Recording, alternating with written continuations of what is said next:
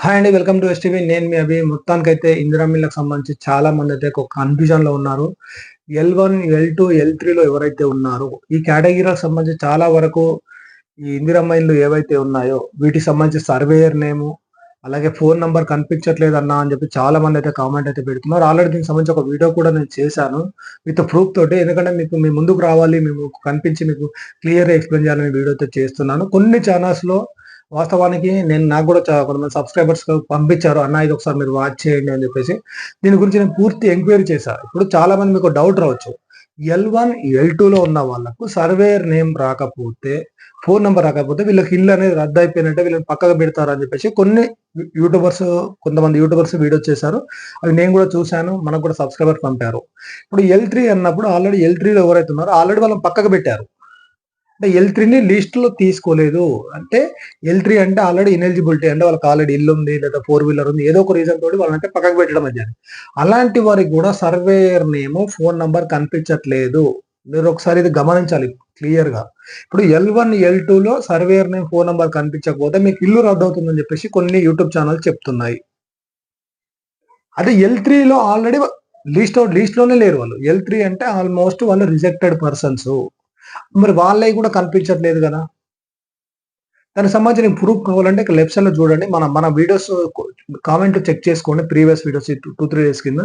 వాళ్ళు comment already పెడుతున్నారు. అన్న మేము ఎల్3లో ఉన్నాం. ఇప్పుడు సర్వేయర్ నేమ్ చూపెట్టట్లేదు. ఫోను నంబర్ చూపెట్టట్లేదు. మరి మేము రిజెక్ట్ అయినట్టు ఏంటంటే ఆల్రెడీ ఎల్3 అంటేనే ఆల్రెడీ రిజెక్టెడ్. అంటే వాళ్ళని పక్కకు పెట్టారు.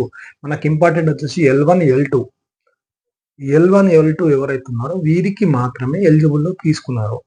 ఏందంటే కొన్ని టెక్నికల్ ఇష్యూ వల్లనో, లేకపోతే వేరే ప్రాబ్లమ్స్ వల్లనో ఈ ఎల్1, ఎల్2, ఎల్3 మూడిటికి సంబంధించి సర్వేయర్ నేమ్, ఫోను నంబర్ అనేది కనిపించట్లేదు. దీనికి సంబంధించి మనం అధికారులను కూడా అడగడం జరిగింది. వాళ్ళు కూడా అదే చెప్తున్నారు.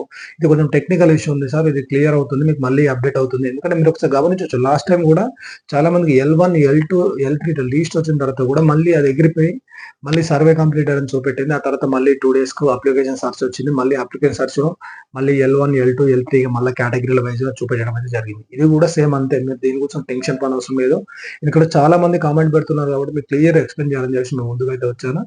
ఎవరైతే ఇలా పెట్టారో వారు క్లియర్‌గా అడగండి. ఇది ఎందుకు పెట్టారు?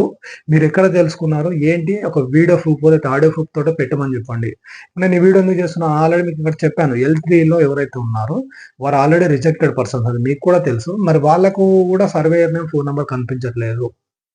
అంటే మీరు కొంత గమనించాలి. ఇది కేవలం టెక్నికల్ ఇష్యూ మాత్రమే తప్ప, ఈ ఎల్1, ఎల్2లో సర్వేయర్ నేమ్, ఫోను నంబర్ లేనంత మాత్రాన మిమ్మల్ని పక్కకు పెట్టినట్టు గాదు. మీరు రిజెక్ట్ చేసినట్టయితే కాదు. ఇది గుర్తుపెట్టుకోండి. మీకు తెలిసిన వాళ్ళు కూడా వీడియో షేర్ చేయండి. ఎందుకంటే చాలా మంది నిరుపేదలైతే ఈ ఇందిరా మిల్లుల కోసం ఎదురు చూస్తున్నారు. గత ప్రభుత్వమే డబుల్ బెడ్‌రూమ్ కోసం ఎదురు చూసి ప్రభుత్వం మారింది. కొంతమందికొచ్చాయి. మిగతా వారికి రాలేదు.